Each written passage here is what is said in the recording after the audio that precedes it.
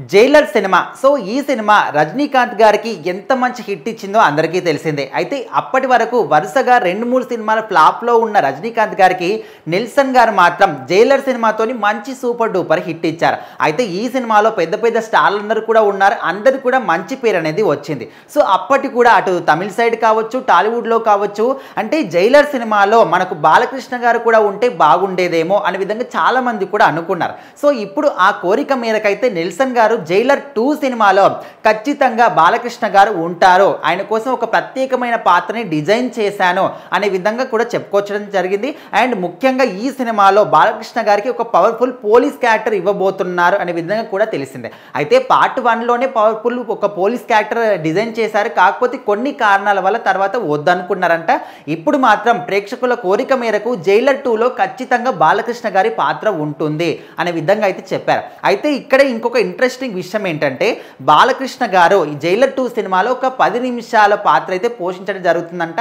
అయితే ఈ 10 నిమిషాల కోసం ఆయన 22 కోట్ల రెమ్యునరేషన్ తీసుకుంటున్నాడు అనే విధంగా రీసెంట్గానే అఫీషియల్గా తెలియడం జరిగింది. సో మరి 10 నిమిషాలకే 22 కోట్ల అని కూడా చాలామంది అనుకుంటూ ఉన్నారు. ఎందుకంటే ఇప్పుడు బాలయ్య బాబు క్రేజ్ ఆ విధంగా ఉంది. మనందరం కూడా చూస్తున్నాం. అప్పట్లో మనకు బాలకృష్ణ గారు కావచ్చు, వెంకటేష్ గారు కావచ్చు, అండ్ నాగార్జున గారు కావచ్చు. సో వీళ్ళందరూ కూడా స్టార్ హీరోలుగా ఉన్నప్పటికీ ఇప్పటి వరకు చూసుకుంటే స్టిల్ ఇప్పటి వరకు చాలామంది యంగ్ హీరోలు వచ్చారు. వాళ్ళకంటూ ఒక పెద్ద పెద్ద హిట్లు, ఇండస్ట్రీ హిట్లు కొడుతున్నారు. అయినప్పటికీ కూడా స్టిల్ ఆ జనరేషన్ నుంచి ఈ జనరేషన్ వరకు బాలకృష్ణ గారు మాత్రమే వరుసగా సినిమాలు చేస్తూ ఆ సినిమాలన్నీ కూడా మంచి మంచి హిట్లు కొడుతూ వెళ్తూ ఉన్నారు. అంటే ఆయనతో పోల్చుకుంటే మిగతా హీరోలు అందరూ కూడా ఒక అడుగు వెనకే ఉన్నారని చెప్పుకోవచ్చు. సో ముందు వరుసలో ఖచ్చితంగా బాలకృష్ణ గారు, మెగాస్టార్ చిరంజీవి గారు ఉంటే, మెగాస్టార్ చిరంజీవి గారు కూడా ఒక అడుగు వెనక్కి ఉంటే ఖచ్చితంగా బాలయ్య బాబు గారు మాత్రం ముందంజలోనే ఉన్నారు. సో ఖచ్చితంగా ఆయన క్రేజ్కి తగ్గట్టుగానే ఒప్పుకున్నారులే అనే విధంగా కూడా అనుకునే వాళ్ళు ఉన్నారు. లేదులే మరి 10 నిమిషాల కోసం 22 కోట్ల అనుకునే వాళ్ళు కూడా ఉన్నారు.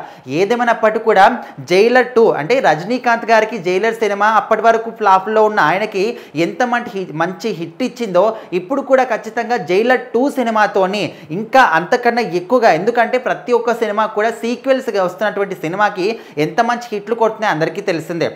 ఫర్ ఎగ్జాంపుల్గా పుష్ప తీసుకుంటే పుష్ప పార్ట్ 1 హిట్ అయింది ఓకే, బట్ పుష్ప పార్ట్ 2 ప్రపంచవ్యాప్తంగా ఎంత భారీ హిట్ కొట్టిందో అందరికీ తెలిసిందే.